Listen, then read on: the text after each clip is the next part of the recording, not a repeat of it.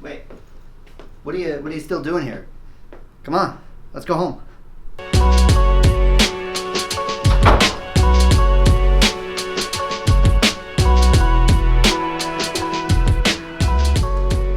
So there's one thing that I see people keep talking about on the NaNoWriMo forums, and it's something that kind of bugs me. It's not super big, but it's just something simple that bugs me.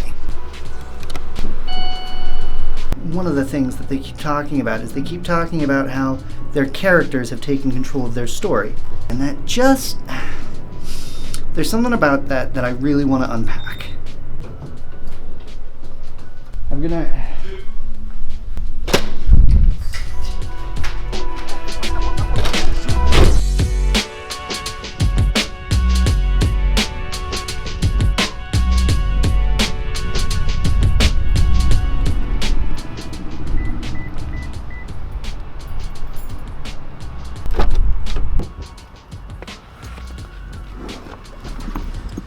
This thing about characters that people talk about. They talk about how their characters have come alive, or their characters have taken over the story, and they're taking it in ways that the author doesn't want it to go. The biggest issue that I have with that is that you, as the writer, have 100% responsibility for what they do. So my internet friend Gina Denny, who is an absolute saint, by the way, she described it, I think, very accurately. She said, it's so much easier to say, my characters have taken over this story and they're doing stuff that I don't want them to do, than it is to say, you know, I had this idea for a character and it's just not working the way that I wanted it to.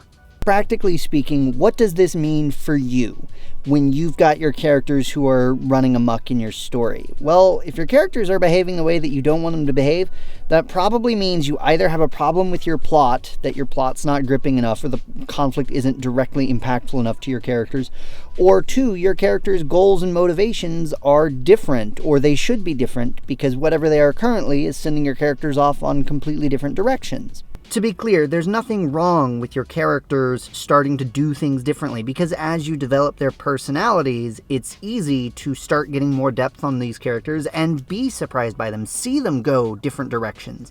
That's okay.